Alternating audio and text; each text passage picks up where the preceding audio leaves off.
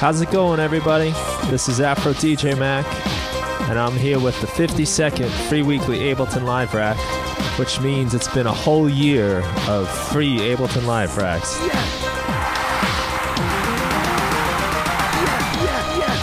So, what you're hearing in the background is a little track I've been working on.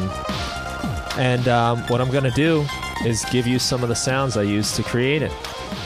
And this is kind of the way I think I want to go with this Ableton Live stuff that I've been doing lately.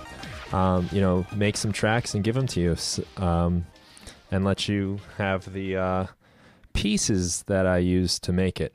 So what I should start off by telling you is that I actually started making this track. It was Super Bowl Sunday using this Korg MS-20 app, which is really pretty awesome. And it was fun. It happened fast. It's a song based on one chord, so I guess when you make a one-chord song, that happens fast. But anyway, this is what we got. So I'm going to give you the drum sounds that I used to do this. Those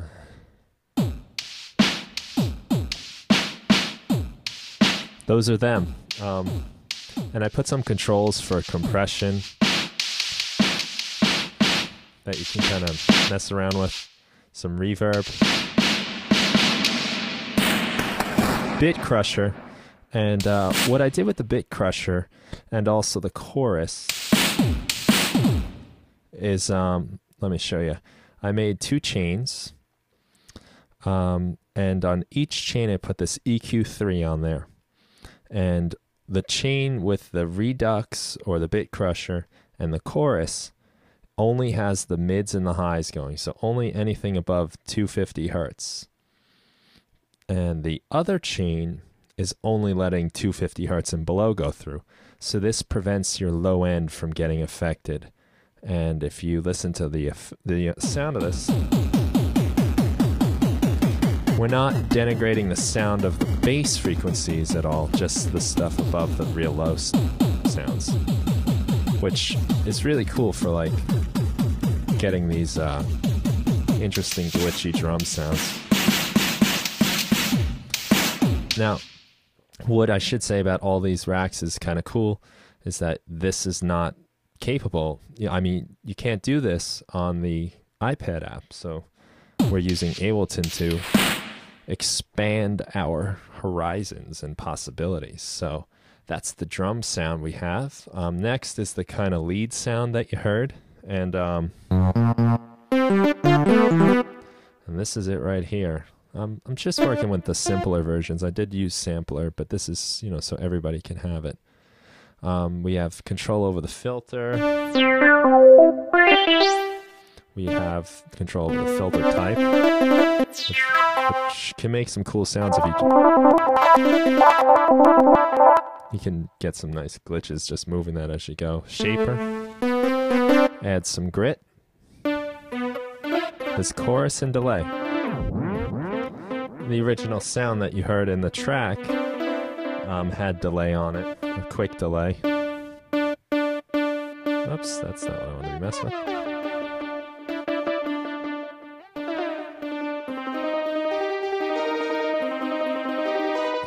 And that's what that sounds like. A little different from the actual sound on there, but still I think a pretty cool thing. Let's see, next we have the bass sound that I was using. That's the actual note. And this has been sampled in there, and I set it up just like the other one. We have control over the filter, the type of filter, the shaper, chorus, and some delay. And now, to celebrate the 1-year anniversary, I want to give you some bonus material here. Here's an instrument made with a Korg Monotron Duo. I have the original Monotron here. It's a cool little analog synthesizer. A little hard to play, so I racked it up a long time ago and gave it away for free. But this time, the samples were sent in by Hamtone, who has a page here, which I encourage you all to stop by, say thank you, like his page, listen to some of his music. It was really cool of him to send these samples over. So I've racked up what he gave me. he gave me three different sounds. I used two of them, and I'll just take you through them real quick. One is just like kind of a square and saw wave. Another is what I call the duo death, just because I think it sounds crazy and nasty. And another sound I threw in there was just a sampled sine wave from the operator synth, which you might need some pretty legit speakers to hear those bass frequencies. That should be rattling your system. But this is just to kind of fatten things out, so when I put these together, you get some pretty crazy sounds. Everything at once is nuts. So from there, what I've done is, on the bottom here we have an auto filter. Control over the resonance, the frequency. I turned the LFO on, and the shape of the LFO is to this noise frequency that is doing different things in each ear. One ear's going one way, one's going the other, according to the rate. You kind of hear this like kind of computery sound, which I thought was pretty cool. I never really played with that too much, so I thought I'd throw it in here. A lot of movement to that sound. I put a chorus and delay on a rack here. So what I've done, just as I did in the other synths, is I've split the signal. So we're only affecting the higher frequencies. We're leaving the low stuff alone. Here's the lows, and there's nothing going on there. Let me go over here and let you hear a little bit.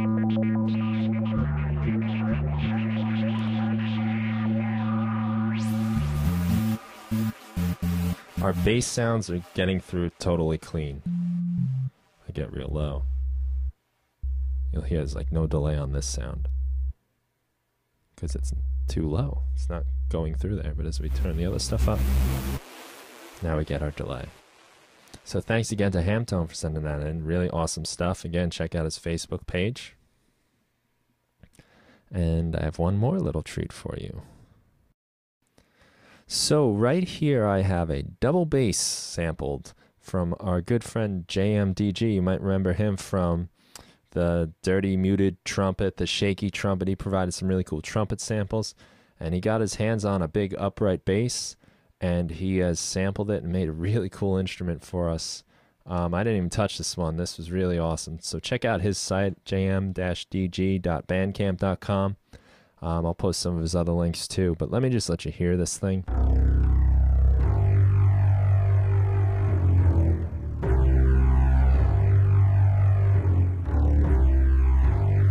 I don't know why I started playing Star Wars, but what he's got here, you can play it with a bow, or you can do pizzicato.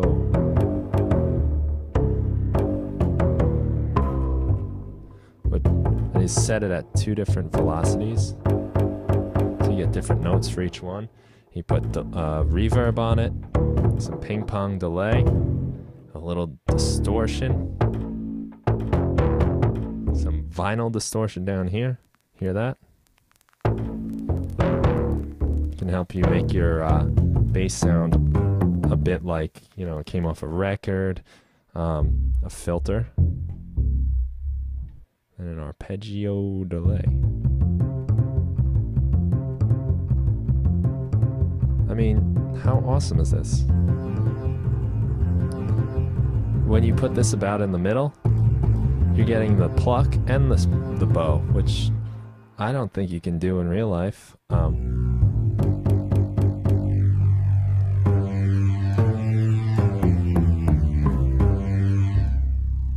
Really awesome, and thanks again, JMDG.